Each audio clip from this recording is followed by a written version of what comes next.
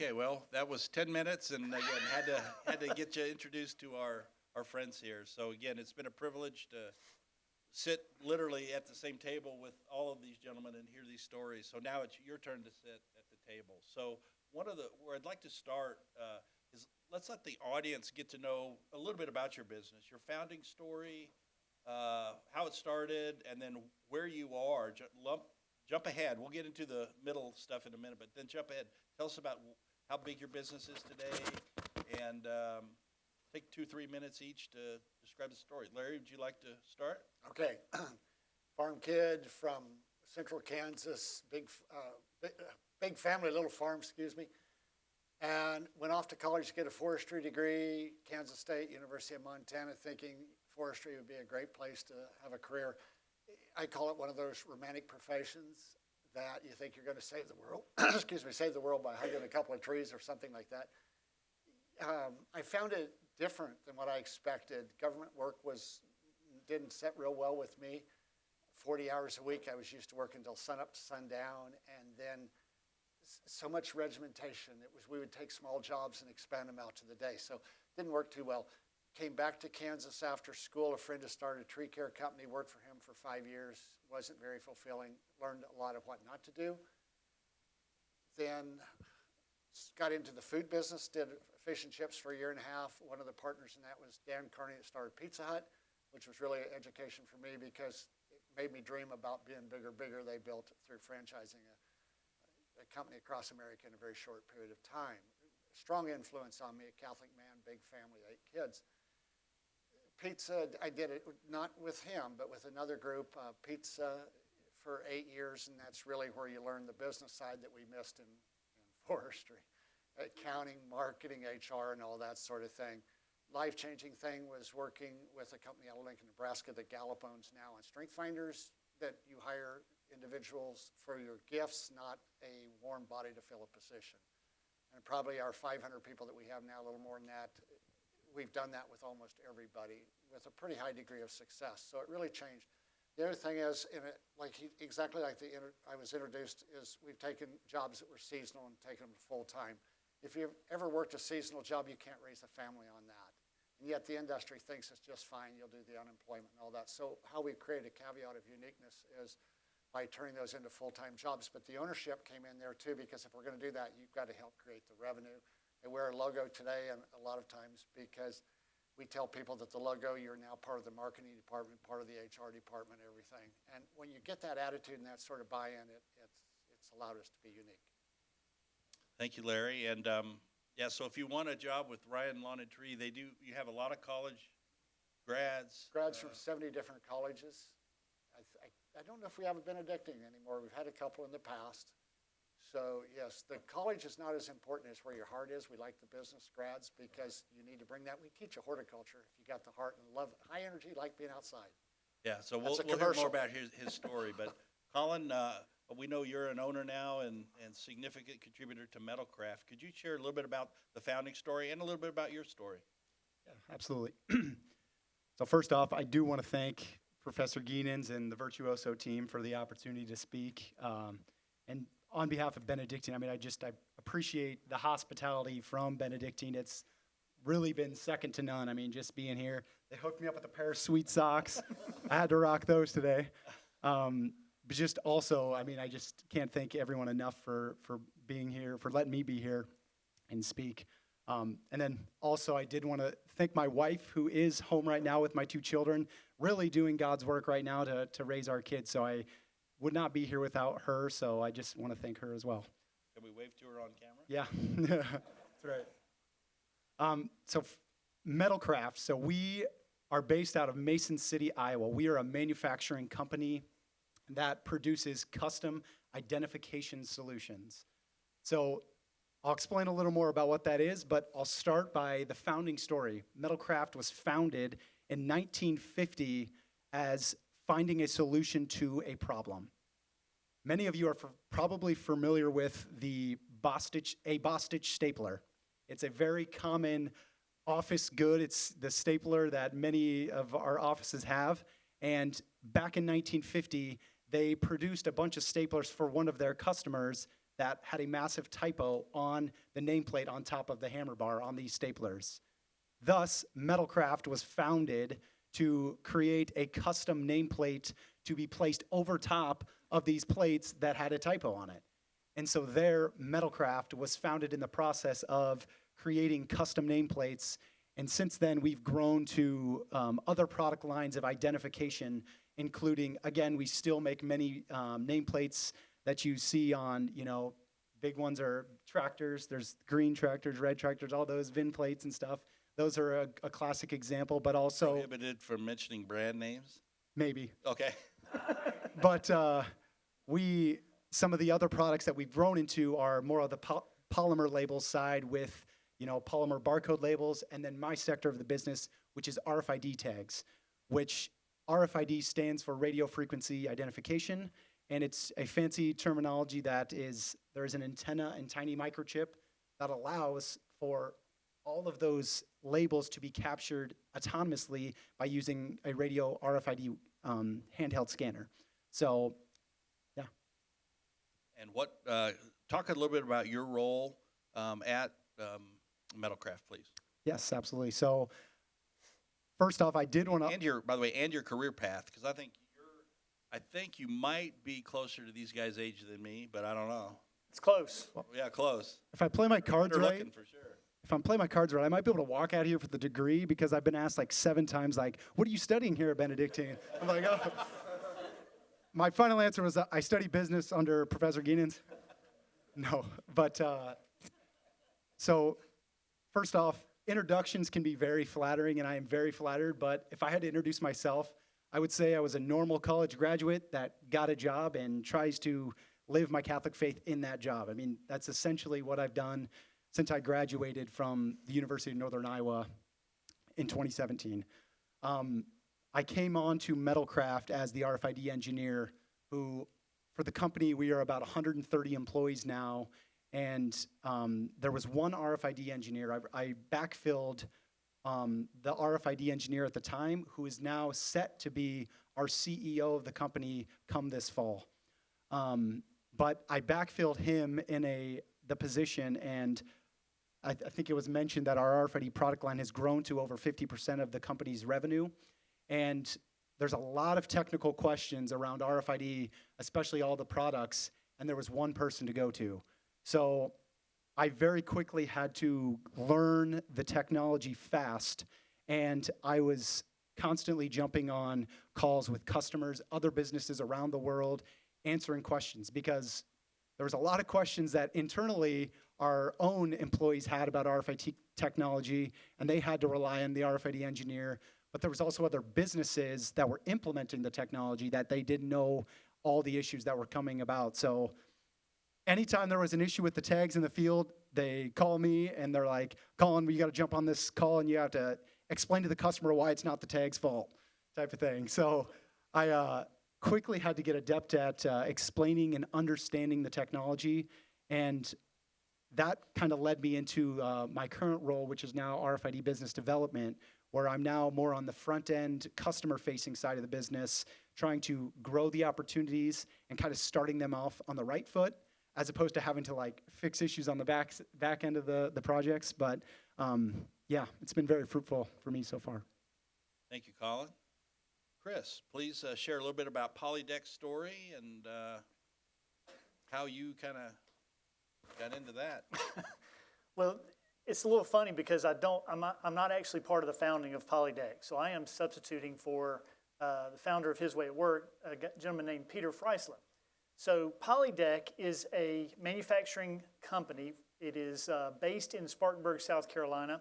Also has locations in Santiago de Chile and in Peru, just outside of Lima. And what we do at Polydeck, I am an employee there. I'm also with His Way at Work. And I'll explain more of how that works in a minute. But what Polydeck does is manufacture screens.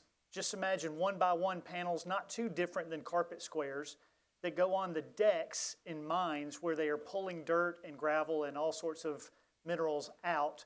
And they bounce along these different sized decks to sort the rock or the minerals or whatever they're trying to pull out. So Polydeck has 20-something worldwide patents around the panels. And one, they use polyurethane on a steel frame. They use rubber, depending on wet or dry conditions. If you've ever watched Gold Rush TV show on Discovery Channel, they use polydeck materials. And so the company was founded in the late 50s, 1958 in South Africa, actually. Peter's dad, Manfred, had left Germany after the war and started this business in South Africa, and 20 years later launched the location in Spartanburg, South Carolina.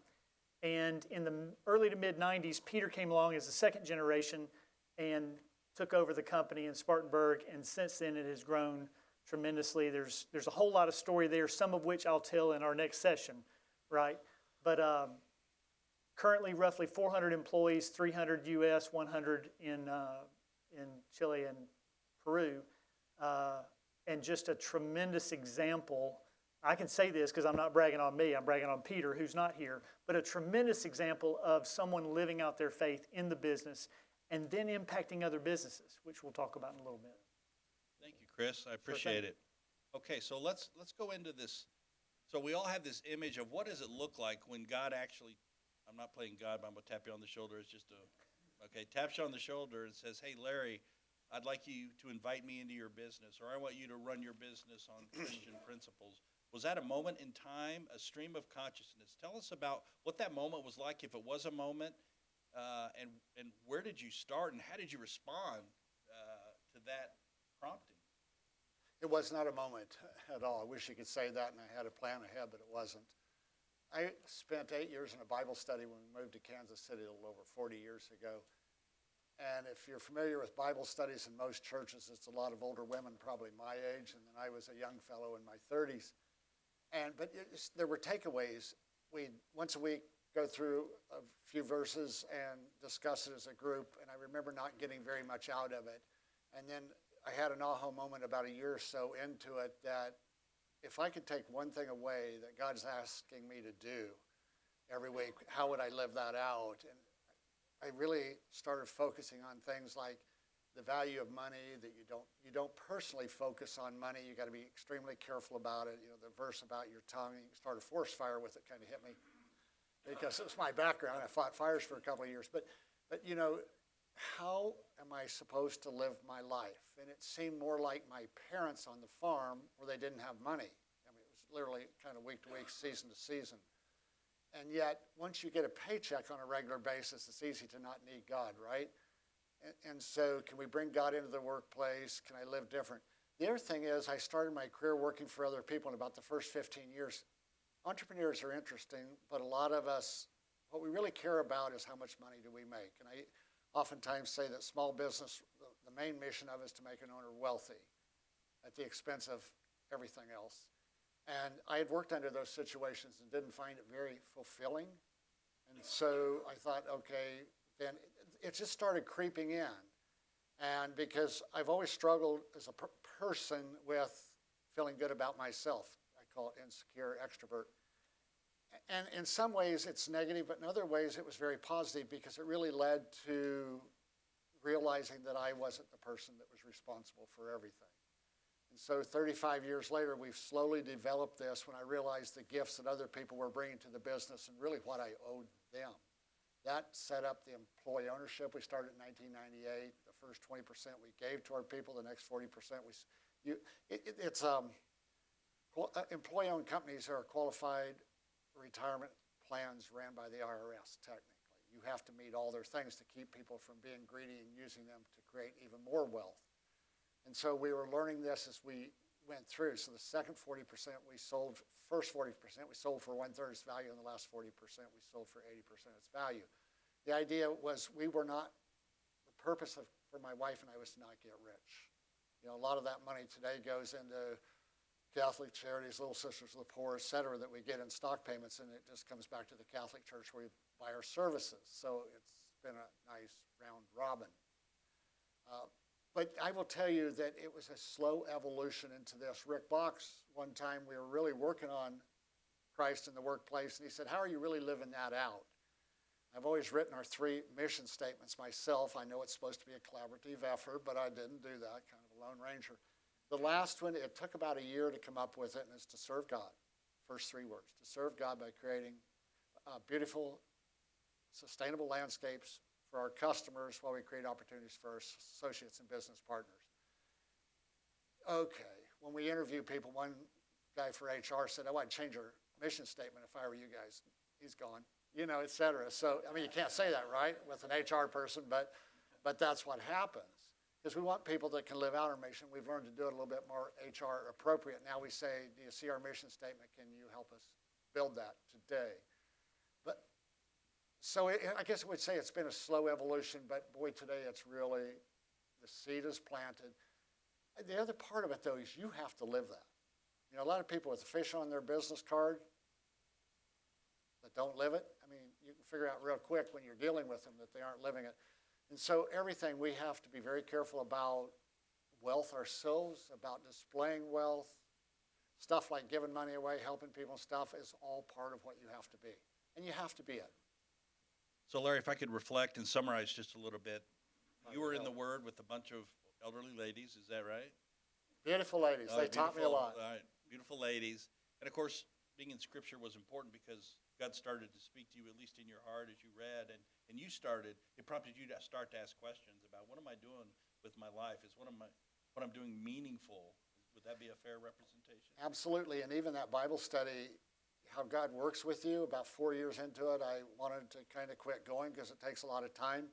I was taking a neighbor who was in her 90s, was pretty blind. I mean, literally, she's legally blind.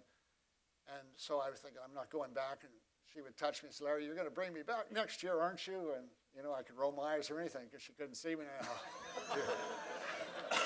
Yes, I'm going to take you next year again. And that went on for a number of years. And God needed me there. And so that's how he kept me there. Wow. That's awesome. Thank you so much. So, Colin, I know you didn't found the company, but you're aware of the founding story. So I'd love for you to share what you know about the founding story and Steve. And you can certainly roll your, I'd be very interested, and I think these guys too, at your age, what was it like to be interviewed at a company like Metalcraft, and how in the world did they share the fact that, by the way, we do different, or business in a different way?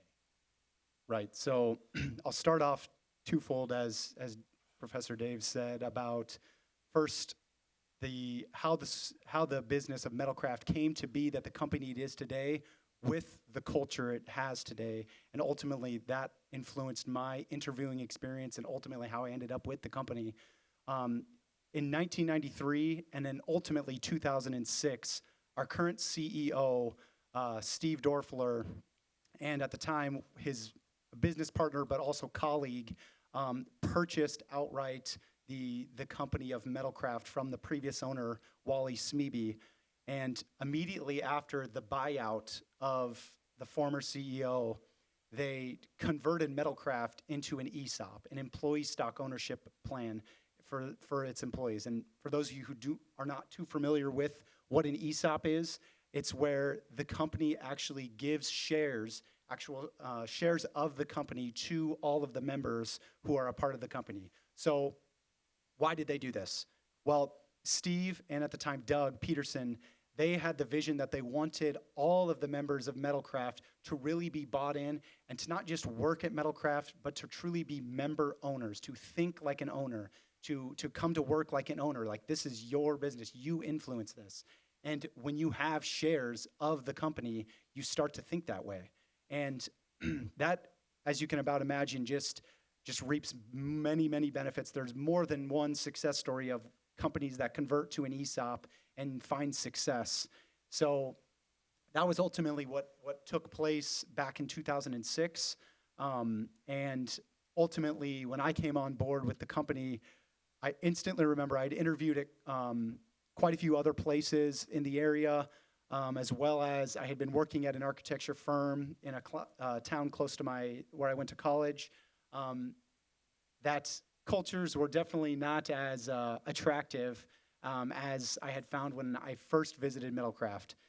First and foremost, again, the size of the company at 130 was bigger than some of the others that I attended, but I went around and they introduced me to every person on the leadership team, and I got to sit down with every member of the leadership team and sit down for a half an hour and just talk to them about my story, which as just a kid coming out of college, I mean, they truly made you feel as though, I mean, they had interest in you and were very interested in what you were going to bring to their company. And I remember walking out of the door like, I want to work at Metalcraft. That is the place. If I am going to work anywhere, it has to be here. And fortunately, I must have passed the test because I did get hired. And so it was just a very, very good experience for me to become a part of the company. And I'll share a little more later about, how some of those, the member owner focus, how that really relays to kind of a Christ-centered, Christ-like approach in the company. But I think it's important to kind of share, when it became apparent to me that I really need to bring my Catholic faith into what I do at the workplace. And ultimately it came when I was promoted into the business development director role in the company.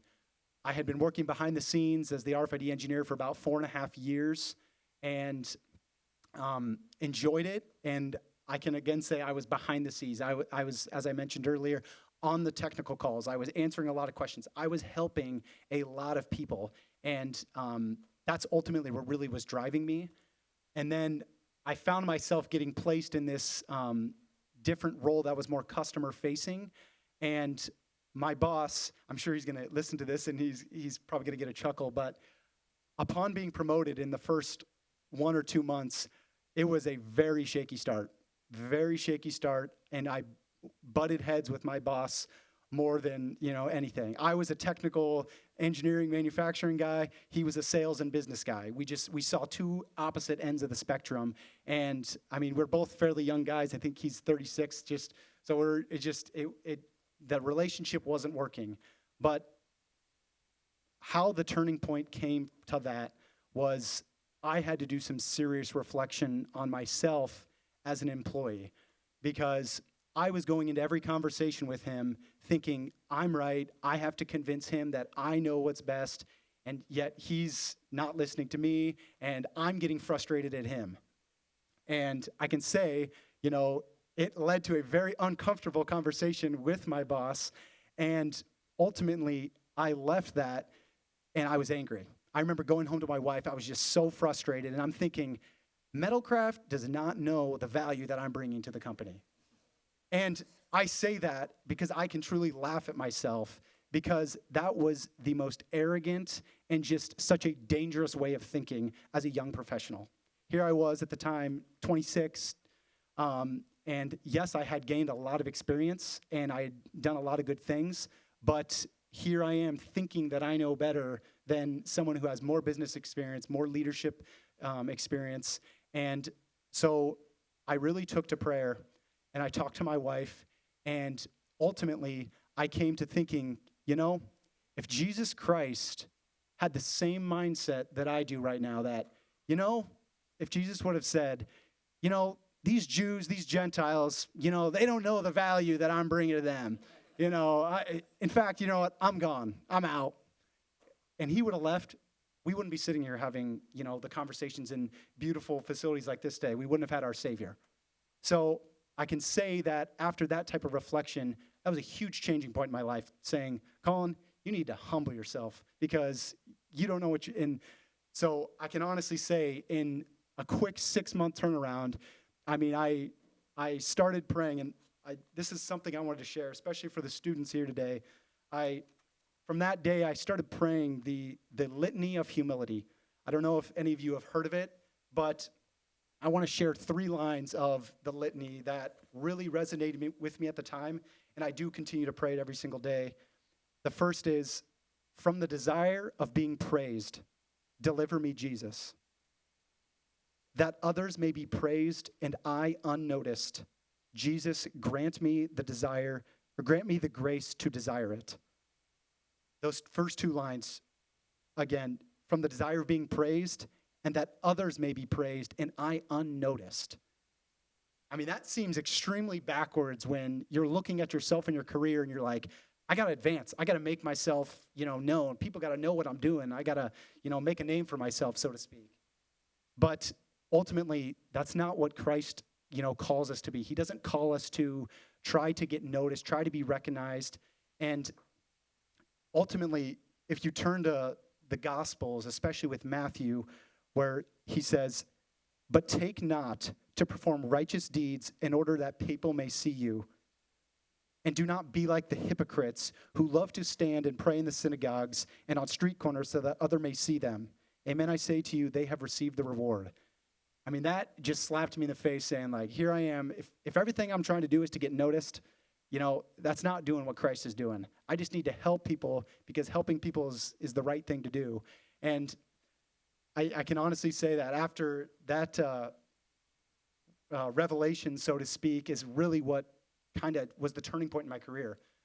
Things started clicking. I started getting opportunities that would have never been the case unless I would have just, silenced my own arrogance to open my eyes to see, hey, there's a bigger picture and it's not about me.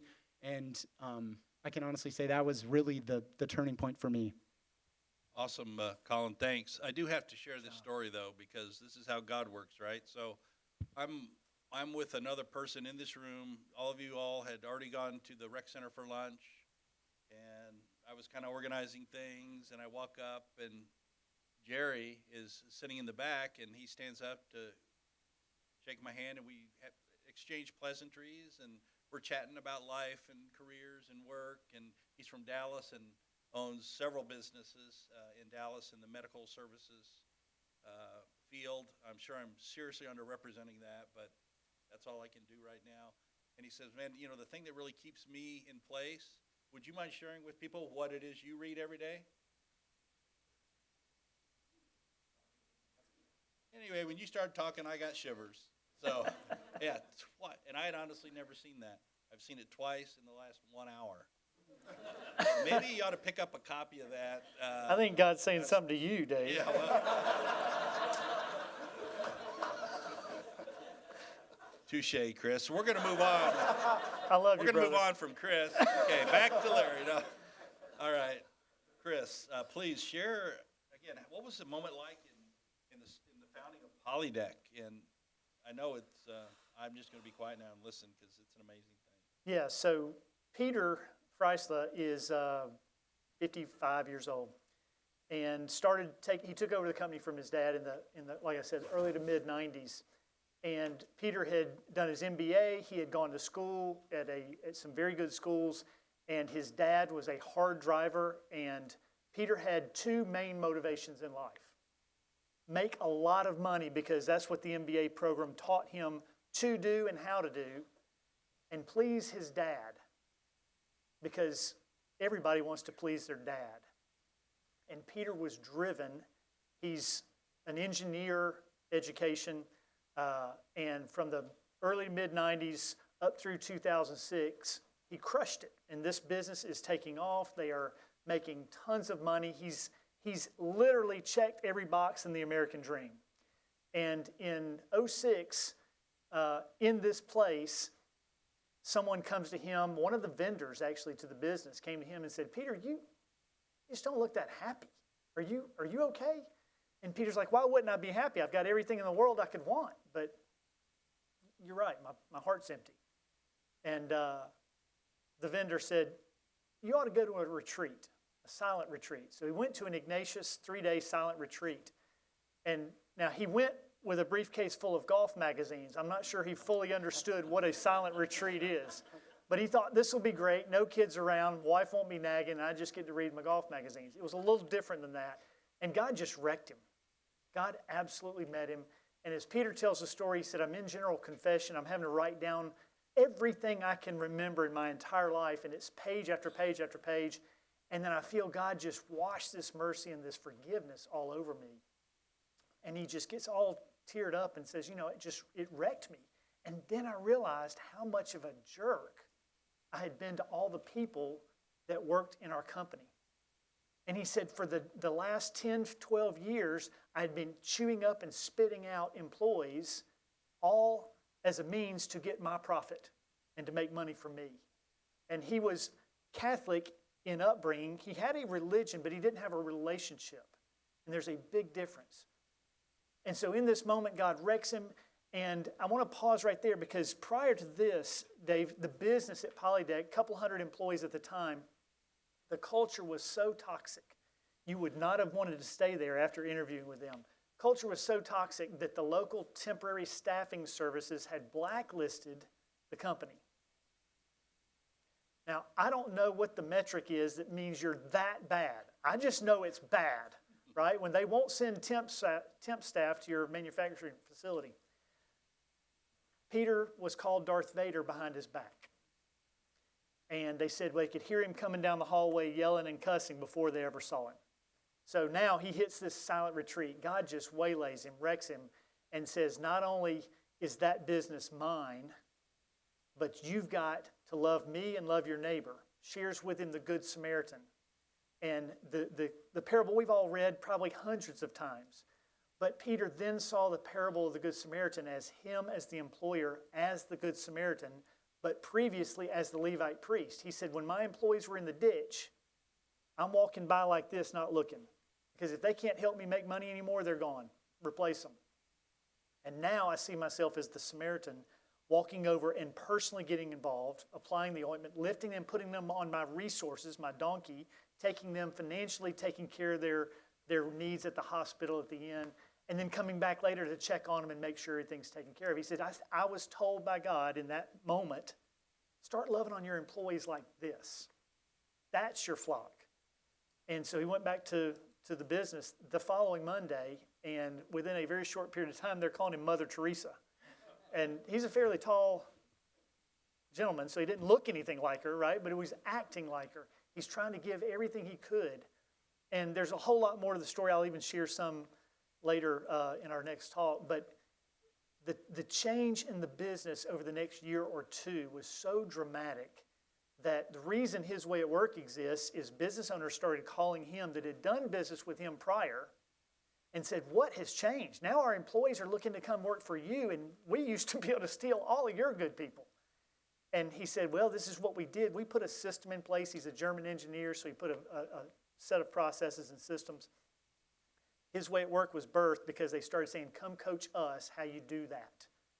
And he said, I don't have the time to run the company and do that.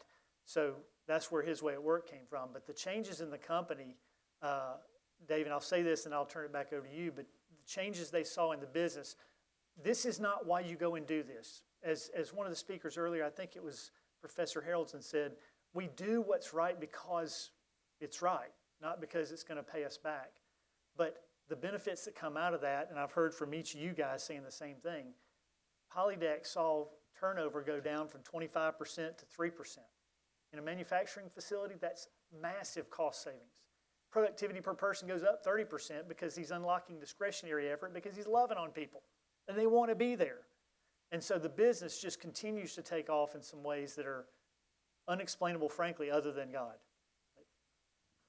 Thank you, Chris. And by the way, the full story, or I guess not the full, but as close to the story is documented in the business card book that's available from His Way at Work out at the table in the lobby, and those are for you. So please stop and meet Chris and Jody and Bob, and you can hear a little bit more about the story. It's absolutely amazing. Yeah. So Larry, let me come back to you. You mentioned the ESOP, and the last time you had a chance to share. You started the business, though. It was you, right? You and Kathy, and you had, I think, as many as 600 customers. You were working 16-hour days, 7 days a week. That was the second year of business. That was the second, yeah. Yeah. Okay, so, I mean, there's several transitions there that I want to make sure we cover. That's a lot of customers to serve by yourself. Obviously you were forced or somehow urged to grow the business. What was that experience like? Did that change your mindset in terms of the way you run the business? Because I know you're high quality. You want everything to be beautiful. You want to honor God through nature. I mean, all that's great, but adding the second person, now you have to trust that person to be the same. And then the ESOP came much later. Was that, did you use other resources, or who did you find to coach you through this process of not only running your company, but running it God's way? Well, I think God, how do you separate the two? Because my whole life has been a spiritual journey. You know, I told you what my personality was like, and Kathy and I were married. I was 23, she was 20. We did a marriage encounter a few months later. Well, you know what it's like when you're a few months later, there was nothing to encounter. There wasn't. Now, 8 years later, we did it again, and there was a lot. Yeah. And, okay, I love this generation. We hear how bad the young people are because of cell phones and you don't talk and all that. Well, I haven't seen that here today. If you want to know bad, go back 50 years to my generation. Baby boomers learned our sexuality out of Playboy. Vietnam was going on. My brother was there when I was in Montana finishing school. We didn't believe in government, big business, the Army. Everything was bad, we thought. And you have to get out and grow up, right? And that's what happened. So when I was 25, I was working in fish and chips with this Pizza Hut guy. And I realized I didn't know anything about business, so I bought Peter Drucker's book and just started, I had 5 of his, and just started through them and realized, oh my gosh, there's a lot here. It's kind of a science with an art. And so I started reading business books or listening to the short forms on tape, both, or CDs, whatever it was. And that went on for, gosh, years. Somebody that really formed me was Mike Vance, Creative Thinking, and he said, it's a computer. You don't get anything out that doesn't go in, so you got to be a reader. And he was saying read 200 books a year. Well, I'm kind of a slow reader, so I took speed reading courses, and I went from slow to mediocre. But you can still read. And when I tell people, I don't care if you're slow or good or whatever, you really somehow have to get ideas, because that's what I learned from him. And you combine that with faith, and it fits with John Paul's faith and reason. Faith by itself, he said, leads to fanaticism. Reason by itself leads to atheism. That's a college professor. Faith by itself is the ISIS that chops his head off because he's a Christian. But he's getting ready to cook you dinner. It makes no difference. He's a Christian. Chop. It's illogical. He said, you don't have the whole person until you put both together. And we got involved with that sort of thinking early on when we came to Kansas City. The bishops wrote an encyclical on social responsibility about 40 years ago. That really helped to form me. So on one hand, you still have that Playboy mind in your head because that's how you learn that part. On the other hand, you're trying to be a good Christian and you got to start reconciling everything. And I've done that through retreats all my life, Cursillo, Marriage Encounter, Christ Renews, Welcome Journey. It just keeps going, right? And then Catholic mentoring programs. So thank the good Lord that he's led me through that, all that crud that has been in my life. And 40 years, we just celebrated 50 years of marriage on the day of March for Life in Washington, D.C. I asked Kathy, where do you want to go for our anniversary? Thinking she wanted to go to a beach. She said, I want to do the March for Life. So I married the right woman, right? And that's the other part of it. In that program, they taught us that God gives us men and women to form us how he wants men. And I really like that philosophy. Kathy's been an incredible, I can't tell you how many times God's talked through her to me to tell me what to do. So you'll never hear me say that I just figured everything out on my own. I did not. But I will tell you, it's listening. You know, listening to the people I work with, reading those books, trying to incorporate things. But still, we've had a lot of problems. Don't think that it makes life problem-free. It does not. We had a CFO for 25 years, marvelous man, helped us to really have a good cash position. Not a strong Christian, but he came along in 25 years a bit. But we got to where we were butting heads really bad. And then he retired, which was a godsend. But I still give him credit for what he did for us. The new CFO comes in, strong Christian. He said, Larry, you're like my old boss, a mile a minute. I mean, a new idea every minute, that sort of thing. He said, I understand that. I just write them all down, circle the one that's important, and I do it. Okay. He said, but you drive your managers nuts. And that happens, and you got to start figuring that stuff out, don't you? So now I've stepped back. They really run the company, and we still have the ideas that we sort through because you can't stay static. And we've done a really good job, I think, of being progressive in those areas. But there's been a cost to it. It's not all been pretty, but the guys know where my heart is. That they know. You know, we do all sorts of things. I mean, for an insecure person, we've pushed the envelope time after time. Back in the pre-computer days, walking onto a college campus, into the Hort department and say, I'm so-and-so, like they cared. They didn't. But then the second and third visit, they start creating a relationship, and we start getting their good graduates. good for us. Doesn't mean you're great elsewhere, but it means you're really good for us. And we found it's not grades, it's not IQ, it's somewhere who you are, a combination of all of the above. I know why we like our 3.9 GPA people. You guys figure it out faster than I do. But we also have to have that heart. And one of our incredibly good people is probably a 2.5 grad. Life's harder, but man, does he get customers. And he can work his way through and all that. So all the pieces of the puzzle are fitting together. It has not been a clean path, but I tell you, we all have a different path. I've read so many business books, so many people telling me how to run a business. You know, it worked well for them, it doesn't work for me. We have to be our own path. Everybody has to do your own thing. And we've worked very hard at it, and it's worked for us. Our culture, I know how, culture is one of those things that you could wreck fairly quickly. I have an affair with a young person, you know, it would screw the whole thing up. So you have to live it every day. It calls you to be better than what sometimes you think in your head. So that's enough. So I'm going to stay with you for a second, though, because I'd like, if you wouldn't mind sharing, how did you overcome your insecurities? Because you invested quite a bit in some things that you knew yourself well. That we would call that very high emotional intelligence. When I was this man's age, I couldn't introduce myself to another person. I have a friend from India, a chemical engineer. That drugged me to a Toastmaster meeting one day. I said, what is this all about? He said, well, you'll find out. The only thing that scared me worse than standing giving a talk was telling him I was scared. And I hung in with that for 8 years. You know, if you ever read Zig Ziglar's story, I think he did like 200 free speeches before he got paid for his first one in Kansas City. I pushed myself over and over again. We have that for all of our people in the wintertime. When we look at a company to buy right now that's an owner like me that's ready to sell, the people are worn out, the building's worn out, the equipment's worn out. What you get when you buy a company in our business is a customer list. We don't want that. Invest back in your people. And that's what I learned from that. So we push people into that to start growing them. Of all things that really make a difference in a person's life when they know they can walk into their homes association or a garden club or whatever it is and do a fairly good job of telling the story. Here's how you grow a nice lawn, build a beautiful landscape, grow your business, whatever it is. First year they hate us. Second year they're neutral. The third year they've given their first talk somewhere and they're 3 inches taller.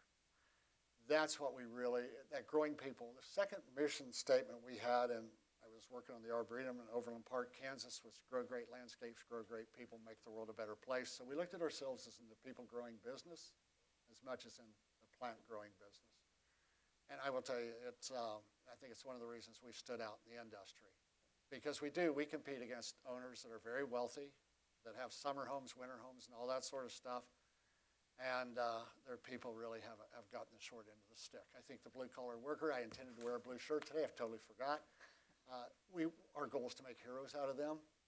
They're incredibly good people, no different, but I think the reason that you see the bars and the strip clubs and all that so prominent in certain parts of the town is because they're so used, worn out, thrown away, abused, not cared about, and it's really our heart. Make a difference.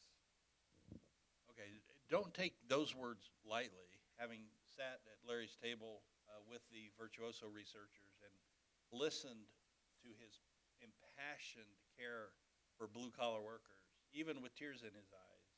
I mean, this is not a facade. This is not fake. This is literally concerning himself with the lives and livelihood and the success and the flourishing of people that aren't treated that way in the lawn and landscape business. Or anywhere. A lot of even manufacturing in it and all that. Just so many businesses today. Read the GM story. You know, the people, it was us against them for years, I think. Labor unions had a place, but then they wore out. Somehow we have to protect the worker, but it's just through caring. By the way, the Catholic Church addresses that very well in Rerum Novarum, if you'd like a point of reference on what you should do with your laborers and your labor unions. So, And I think in that paper, they also say they are too at fault because they don't pay enough to their people. But so we have to give more. So they have the resources, and then they have to limit their projects they start. and the spiritual, the responsibility for spiritual development of the members of a union is also a significant requirement, which really belongs to us. So Larry, amazing. Again, make sure you connect with him. We're not done with him. We'll come back. But Colin, so I don't know if you know how Steve's faith started, or we understand, and I'm going to use the term utility, not in any negative sense, and not in reference to a utilitarian mindset, because there are real benefits that come from including employees as owners. Where did the company start with that? Because there's a mechanism of an ESOP, but that's a mechanism. How's the heart of the company revealed at Metalcraft? And what are some of the really big things that when you look at it, go, this is unique. I've never seen this anywhere. Yeah, so I think one of the heartbeats around Metalcraft, and so our current CEO, Stephen, I know he'd be okay with me sharing part of his story. He was diagnosed with MS. I don't know the date, but quite a few years back, and it's progressively, growing and growing, which has been difficult for him. But I mean, you can imagine that the impact that it has on the company too, when you see your leader, struggling with something like that. But Steve, you would never see that in him as a leader. I mean, he's still, as a CEO of the company, walking around production, talking to all the operators. It doesn't matter what your role is. He's out there, asking you about, what are you doing this weekend? All those things. And I mean, that's foreign in the C-suite for many big manufacturing companies. So that type of thing, I know, is not the reason for Steve's faith. He's had his Catholic faith much prior to that diagnosis, but you can about imagine how that's really propelled him to get through something like that. And for us, I mean, as in ESOP and the member owners, I mean, people often ask, how do you bring the Catholic faith into your company? How do you bring your Catholic faith into your everyday work? And I mean, Larry said it too. It's like, well, how do you separate the two should be the question. I mean, if you're finding it difficult to have to bring that in, it's like, why are you letting it go when you're walking into work? And it's something that as a leader of the company, even though you don't directly, call out the Catholic teachings and the things that he says, you can feel the Catholic faith just exuberating through him as a leader. And ultimately, when there's hardship in the company, when an employee passes away, we've had, unfortunately, a few employees pass away in the last couple years, which is difficult. And, Steve's not afraid to get all of us in a room, 100 some of us in a room, and we pray for those members. And so it's things like that I think really just grow the culture. But then two, it shows in the little things of the leading by example from the leaders of the company. For instance, obviously the pandemic and COVID impacted a lot of facilities, especially in the manufacturing industry, with layoffs. I mean, you saw many companies that laid off hundreds of employees, especially in some of those larger. I mean, one of the things that our leadership team is proud of, we didn't lay off a single person throughout the whole COVID pandemic. And to the point where our leadership team actually all took significant pay cuts to ensure that everyone still is continuing to make their salary without an impact in their day-to-day life. And that went on for months. So the fact that, that's something that, again, is not normal in the, corporate secular world, especially in business, is something that really just speaks, speaking by example. Awesome. Thank you, Colin. Chris, how about Polydeck? What were some of the things that Peter did? And I have a question too that hit me at the end of your last commentary, and that is, what was Peter's credibility like, and how did he? I mean, because he was Darth Vader one minute, and now he's Mother Teresa. I mean, there's no doubt. How did he? I mean, because none of us are perfect, but if we make a choice today to do something, could you give? I mean, I'd love to hear a little bit more about that. Well, it's two parts to that answer. So Peter was Jekyll and Hyde, right? So he was extreme opposites, and to make that big of a change, it took time before they believed him, right? So yeah, he's doing all this, but there's a catch. He's just trying to get something out of us because they've known him for years to be manipulative and someone who just used them and didn't see them as people. And so he would say probably 6 months to a year before he really truly started getting buy-in from people to recognize he's serious. But even CEOs we talk to that have not experienced that night-and-day conversion, that transformation, still they feel, am I worthy to be able to lead from the top, insecure or not? Am I worthy to lead as a spiritual leader of a company when I've still got my own flaws? And I was talking to students at another school, another university, literally in Santiago in Chile 2 weeks ago. And their question was, how do you lead when you're not perfect? How do you lead from a spiritual leadership position when you're not perfect? What do you do? And the bottom line is you just do the best you can do, but you remain humble and you acknowledge, I make mistakes. And I would say the old Peter and those who are extremely on that side of it, when mistakes happen, they say, well, I don't know who did that, but we're going to change direction. They never would let it stick to them, right? But the leader that truly is going to engender the trust and bring the employees and their team members into a community of trust is the leader that's willing to be humble and say, you know what, I screwed that one up. I blew it. I made a mistake. I had a personal situation one time.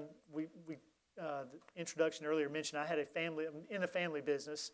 I've since left to join His Way at Work, but it's a car business, and I had moved our selling system to a one-price system from a negotiating to get rid of the back and forth, the games, and all the junk. And so we had very strict rules around this pricing. It's price in the window, no negotiating, it's pre-discounted. Salespeople, if you even offer the customer, I'll give you a Coke if you'll just sign this, then you're breaking the rule. So one evening, late night, deal is taking a lot longer than it should. Sales manager comes over and says, would you mind speaking to him? Because if you're the owner and your last name's on the building, you walk out, it carries some credibility, right? And I said, tell me what's holding the deal up. And they said, well, we said if you'll fill up our tank of gas instead of what's already in there, we'll buy the car. That breaks the rule. I said, done, no problem. Signed off on it and turned around, walked back, closed the deal. And then it hit me like a ton of bricks. I just did exactly what I've told nobody else they can do. And I went in my office and closed the door and it wrecked me. But here's the thing, and God was very gracious to me. I had a practice where every first day of the month, I would go to every department in these 3 dealerships, and I would give a 10-minute devotion. You know, I used youth illustrations out of a youth group book, and very simple illustrations, and I would just give a spiritual truth and pray with the employees that each department move on. Well, that was the next morning. And so I found one on integrity, and I walked into every department in the company and said, I want to tell you a story. And I just went through the whole story, and I said, and the guy that broke the rule was me. And I said, I blew it, and I'm sorry. I now have a better understanding of why you've been pushing so much back on this, and I apologize, and I'll change that. But it's acknowledging our mistakes. It's recognizing we're not going to be perfect, and letting them see our vulnerability, I think, has a huge, huge impact. I'd like to stay with you, Chris, on Polydeck. So, Peter, through trial and tribulation, and you gave a really good example of what you had to go through from a credibility standpoint and a humility standpoint and a vulnerability standpoint. What are 2 things that, and I know there's many, many, many more that come to mind when you think of Polydeck, and how has all of this manifested at Polydeck now that he's invited God into his business?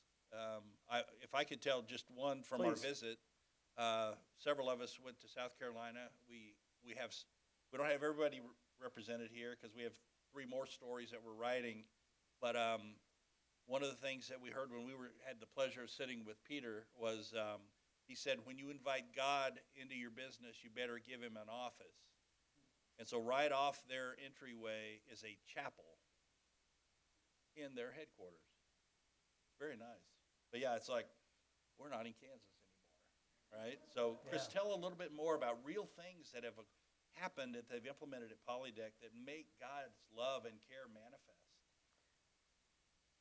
So There's so many. there are, because it's been 18 years. So I'll give you a couple examples.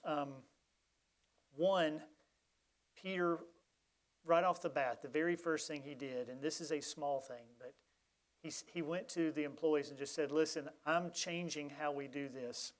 And I'm going to, my leadership team and I, we've written out this new purpose. In fact, if you read this business card book that we'll give you, this will tell the whole story. But this is an example real quick that's in that book. But he said, I want to put our purpose statement. Why does this company exist? I want to write it down. I want it to be set. I want everybody to know it.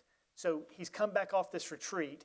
Purpose for the business prior to the retreat was, let's make money, and if you can't help me, get out. That would be how you could qualify it. And now he's putting a purpose that says, we're a company based on Christian values. Well, instantly his people are like, yeah, are we really? Is that aspirational or delusional, or, where are you?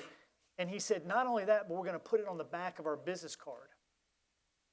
And he literally went out and got all of the salespeople. They had about 50 national salespeople, brought them all into the home office, gave them each their brand new business cards with the Christian values on the back.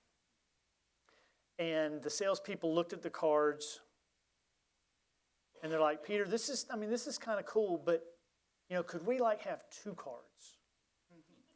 So one with the Christian values and the other one just blank on the back. Because we're salespeople, we know the customer, and we work in Vegas. We go to foreign countries where the religion is completely anti-Christian. So let us kind of judge which card we're going to hand off. And Peter said, no. And this is one of those cases where he said, I've got to prove that I'm serious about this. He said, no, it's 1 card. And they said, you go first. And he went to his biggest customer, a mine in Freeport, Indonesia, 90-something% Muslim. And the owner, leader of the company, Muslim. And he goes to that plant, and at the time, Polydec had 10% of the business in that plant, largest mine in the world. Goes into that plant, visits with the owner, and as he meets him for the first time, Peter says, I took my card out of my pocket, and I put it face down or put it back on the table, and I just kind of pushed it across and hoped he would not flip it up and look at the back. And sure enough, the gentleman looked at it and then just kind of put it in his pocket. Peter's like, whew, man, that was easy. Late in the day, they've gone through the plant, and the owner says, Peter, I've read your card. And Peter's like, this is not going to be good. He said, I respect a man that will put his values on the card. You and I have the same core values. We believe differently about our faith, but our core values are the same. And to fast forward, the next morning, the owner brings the whole staff together and says, you've seen Peter's product. We've tested some of it in here. We've got about 10% of his product in this company. But I've been looking for a partner with the same core values as me. I'd like to propose that we give Polydec 100% of our business, for the life of the mine. For the life of the mine. And they signed the contract for the life of the mine. 100% of the business goes to Polydec. It's just not something done in that industry. Of course, Peter comes back to the sales team going, nah. Little pride issue. All right, but here's the thing. You're asking about credibility. The salespeople knew more than anybody in the company what was at stake if we're going to put our core values on the card. They knew what Peter was facing and his willingness to go out and do it, and then to see the miracle that came out of it. That bought him a lot of credibility. But the other part is doing the small things. One of the first requests from the caring team was, we've got people that smoke. They can't do it inside the plant. When it's raining, you make them go outside, they got to stand in the rain. And he said, well, what are you asking for? He's thinking they're going to want a new building and all this. They said, just like a shed, like a roof that we can stand under to smoke. And he said, how much is that? And they said, well, we've priced it at $600. He said, done. Small thing, but it met them where they were with the real need they had. Now, he's not saying, let me buy you cigarettes. I'm promoting smoking, right? But he's putting a roof to give them some dignity. that way. Thank you very much, Chris. All right, I'm going to work backwards. So, Colin, what else around, you mentioned the COVID treatment, which was amazing. What other things? I know you've got an educational program. How does the company focus on human flourishing at Metalcraft? And we'll only have a couple minutes, okay? One of the things that Metalcraft is definitely pro is, I mean, just the internal promotions. They look internal first before, you know, going externally because, I mean, as the guys sitting next to me probably know, I mean, it is difficult to maintain culture. It's difficult. Larry was saying how it's easily, you can ruin a culture very, very quickly. Well, it's also, especially when you're growing as a company, you know, when you start bringing in a whole bunch of new talent, especially at the higher leadership levels, you can see some of that culture start to shift out of the company. So internal promotion is definitely a big thing with Metalcraft. And our CEO, Steve, again, implemented a kind of an internal growth program that he calls University Metalcraft, where students learn under our leadership team many different business skills, how to make business decisions, how the company goes about finances. You know, our Metalcraft is in the midst of implementing kind of an open book policy that comes from the book, one of the books, The Great Game of Business. And it shows how having an open book that the employees who see the finance behind a lot of the investments they're making, you see the positive impact that it has on the employees. So University Metalcraft is a big thing. I was fortunate enough to be able to attend that. And I mean, truly the business sense that you get out of that was major. Some of the other big things. Real quick, similar to that, talk about Kyle, who's going to be the new CEO, and that process amazed us when we were sitting there, because there's one thing, you know, succession planning, right? When you're going to turn over a CEO, and Steve is retiring in October, right? Well, share the story. We couldn't believe this. Yeah. So again, back to the RFID engineer that I replaced. He has been on a 5-year succession plan to become the CEO of Metalcraft here again this fall.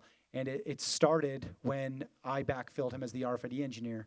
I don't know what that means for my, that's tough shoes to fill, but I don't, Kyle was just very, very, just prominent in what he was. He knew what he wanted when he initiated the conversations with Steve 5 years ago. And he began planning, sitting down with Steve, sitting down with the rest of the leadership team, and he started working his way up, growing in the skills. He received further education's master's program in leadership, and really began to build this profile as a leader, future leader of the company, and it's about to come to fruition for him. And he's a whopping 36? Yeah. He was 31 when they started on the path to prepare him. Now that is real succession planning. Most of us, oh gosh, somebody's going to turn over, you know, go call a headhunter and try to find a new CEO. If you don't plan like that, you don't get to promote from within. And Kyle is more than capable. We had a chance to meet him. Great man, and apparently a great boss too, even though it was rough at first, right? Well, I was working in a different side of the business. So but it wasn't yeah. Kyle? It wasn't Kyle. Okay, woof. Good. Lucky you, because he's going to watch the video too. Yeah. Thank you, Colin. So Larry, are there any other things about things you've implemented at Ryan Lawn and Tree that you'd like to share with the business leaders and future business leaders today that allow that manifestation of God's love in the workplace? The word that keeps popping up is caring, and I think you have to have that, because isn't that what it's about? And I'll share a different story in just a second, but you know, we had clients in early years that would lose their job. I remember one specifically was working at an auto manufacturer. They went on strike, and you know, that really throws people in a bind. The turf manager, we call them managers, that did that territory, walked up to the guy and said, here's the deal. Your services are on us until you get your job back. And we've done that over and over again. There was a weatherman in Kansas City that got...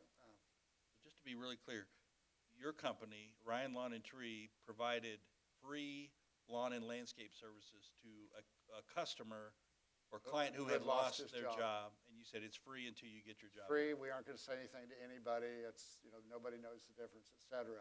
Well, what do you think happened there? I mean, the guy becomes an ambassador that works for us, and pretty quick, the entire block is their clients. You don't do it for that, though. If you do it for that, people will read you real quick, you just do it because it's the right thing to do. I remember when Franklin Bank had a meltdown probably 25 years ago. One of the real high-ups in the company lost his job. And I was at his property working that day, and he came out and said, "Larry, I have to stop services." I said, "No, you don't. It's on us." And I remember the guy, you got a 50-year-old guy tearing up in his front yard, and you think, oh my gosh, what is this about? But internally, you do it too with your people. We have Jeremy's daughter at 1 year of age, his first child. Just a week for her birthday, she falls over in a funny way, and something's wrong. And pretty quick down at Children's Hospital here in Kansas City, she's got a very aggressive brain tumor. 99% of the kids with it die, and pretty quick she's down at. MD Anderson? No, Mayo? yeah, one of them. And sorry, it's an age thing. But, we just pick it up with time off and all that sort of thing. Everybody throws their hours into the pot, and you take care of people. And you have to have that sort of an attitude. One of the guys called me one day and said, "Larry, one of our customers read your mission statement, high-end customer in a rich part of Kansas City. He doesn't like the mission statement. He's a business consultant, and there's an issue with same-sex attraction. What do we, as Christians, where do we put our money?" And I said, "Well, take care of it." And he said, "Well, Larry, I'm not sure I buy into it." "Okay, well, I'll do it then." Because we don't force anybody, you don't have to. But anyway, so I called the guy, we were talking on the phone, "What's the issue?" And he said, "Well, I want to know." I said, "Look, if we're living out our Christian values, truth, beauty, love, goodness, and all that, when I'm on your property, you should feel one thing is, first, I care about you. I care about your property. At the end of the day, if I'm not working really hard to make it look better, I'm not living my values." He kept trying to come at it at a different angle, and I just kept repeating the same thing. I was telling, early on we were talking, saying that, when I was younger, I was kind of unfiltered. Well, you get a little older, you got to get over that. You can't veer from it. And actually, it grew me. At the end of the conversation, he said, "It's okay, we're going to do business." So you have to live those values, and they have to not be anti-anybody. I mean, that love for everybody has to come through. Okay, I grew up in a family where that wasn't, talk about people, still struggle a little bit with that, et cetera, demeaning characters. Gosh, we got to work on that. I've got to work on that. I can't say you have to. I have to work on that all the time. But incidences like that really helped to grow me. What we say at work is, if you really do your job well here, you should go home and be a better dad, mother, neighbor, son, daughter, from the things you learn at work. But also, you're learning things at home that you should bring to work, and you should be a better employee, boss, etc. The principles are the same. I am convinced that management today is parenting. It doesn't mean we're treating employees like kids. It means the rules aren't different. I care about you. I love you. This is what I expect. Read my lips, but also I'm going to keep repeating it over and over until you finally get it, because it's not one and done. I told you to do that. Why are you not doing it? You have to keep repeating it a lot of times, not just for them, but for me too. Matthew Kelly, in one of his talks, says something like, "People don't hear you until they mimic you." Well, I grew up with a very dramatic father on the farm, and he would try to get points across to us. And at a certain point, he'd throw his head down and slap the table, and "Oh, boys," because there were 6 of us. And so we would start mimicking that behind his back. "Oh, Dad's really on it today." But you know what? That's when we hurt him. And I think we have to be a little bit the same. It isn't always the engineer personality that says, "Well, this is the way we do it," et cetera, et cetera, et cetera. And people say, "Okay, I'll do it this way," et cetera, et cetera. That's forestry degree, science focused. When I got out of school, that's what I thought life was like. I found it is not like that. So when people work for us today, we talk about the young men. We're worse than you young women as far as growing up. We have our first grow up step when we get married. Second is when the first child comes, and that's when men change incredibly. And then you kind of get over that. I'm always right, don't you? So, yeah. But we all go through it. You know, I was probably about 20 years behind you, so I'm impressed. Okay, so we've got 8 minutes or so left. Would love to open up the floor to questions of the panelists, so please. What do you guys think about American manufacturing and buying made in America? And do you think that has a connection to it, or is it the Wow. Anybody want to tackle that one? I love Made in America, but it has to be good. I won't buy something inferior, but if I have the difference between China and somewhere else, I'm worried about China today. I'll go to Vietnam or anywhere else because John Paul said socialism and communism are bad because they rob the human spirit of the desire to work hard and to be creative. But he said selfish capitalism will do the same thing, kind of what you were talking about earlier before the boss had his epiphany. So, yes, I like it, but we also need to hold them accountable. Would either of you care to comment on that, or shall we move to the next question? I would ditto that. I would say the same thing would be in buying from those of the faith. I would say that to the degree we can support, you know, for my business, family business was local in a car dealership group. Peter's business today is global, but even so, starting in communities, starting with people that you know are of Christian faith and living it out, not just they put the fish on the business card. And then American, to the degree you can, absolutely, I'd start there. But I like Larry said, I don't think we just blindly do any of that. I think there's got to be standards. And I'm so glad you said Christian, because we've been saying Catholic, Catholic, Catholic with a large C. And we have two incredible Christian brothers up there, Catholic with a small c, and that's where my heart's at. We've got to all work together as a Christian family. Yes. I learned so much from them. We do not have the market cornered on excellence and on Christ in the workplace and all that. It is a community to learn from each other. We're all on a journey. Good question. Anybody else have a question? Yes.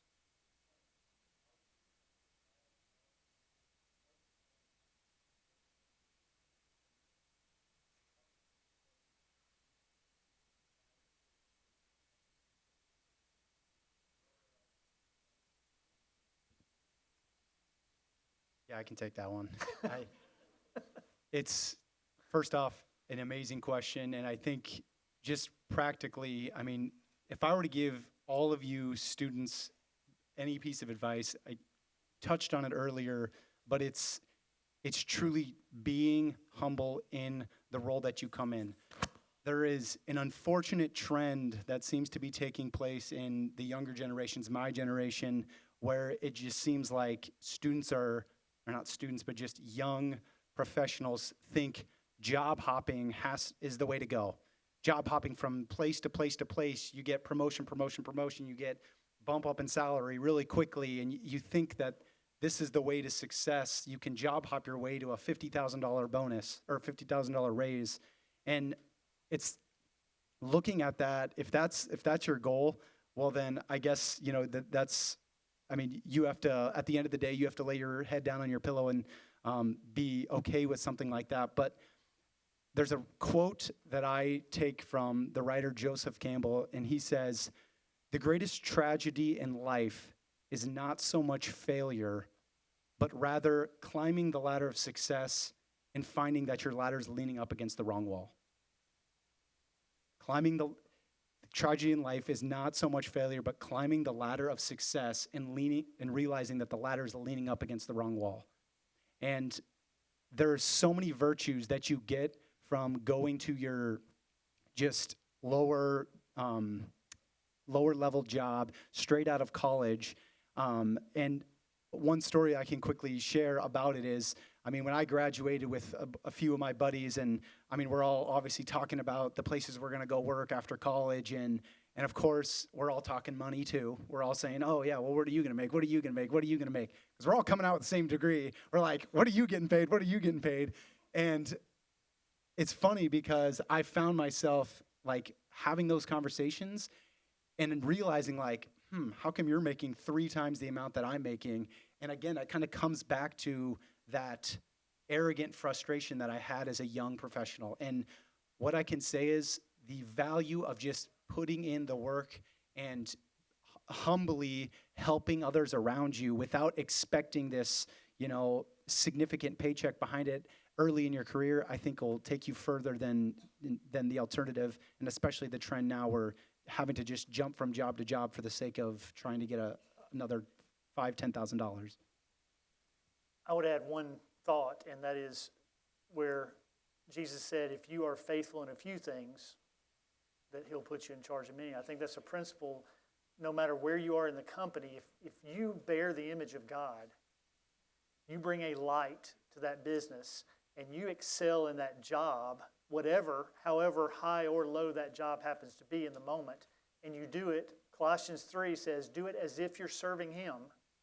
And if you do that day after day after day, things happen. They just happen. And you will stand out in a way in the workforce that you can't even fathom. And people like Larry and Colin are looking for people to stand out like that.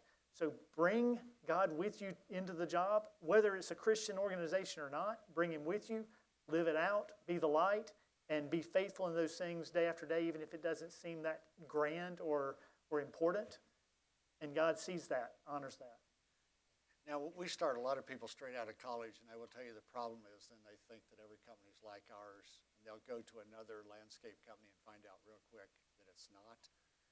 We like telling a story. A fellow joined us when he was 43. He retired at the end of 21. He was 65 years of age, so he spent 22 years with us. He pruned trees his first 10 years. If you're a high-energy person, this kind of work is really fun, and it is. It's still my favorite thing we do. The last 10 years, he was in what we call plant health care. He sprayed trees and shrubs with protectants to keep diseases away from, et cetera. We wrote him a check last year for $800. I was telling people $813. It's $856,000 for his share of stock in the ESOP. So there's other benefits too. That's money he has not consumed, and he worked for an ESOP company before us in J.C. Nichols, downtown Kansas City. This guy is 65 years old with $2 million in the bank today. So it's nice to have something down the road also. And that's something that our industry does not do. So Great story. Jerry, you have a question?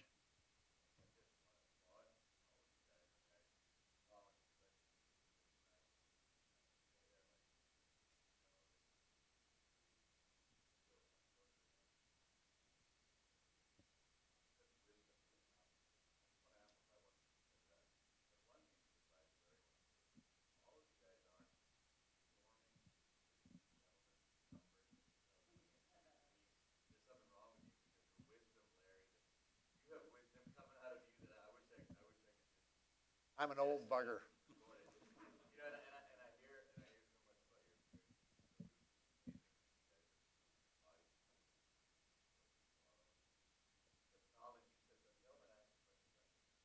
No, you're good.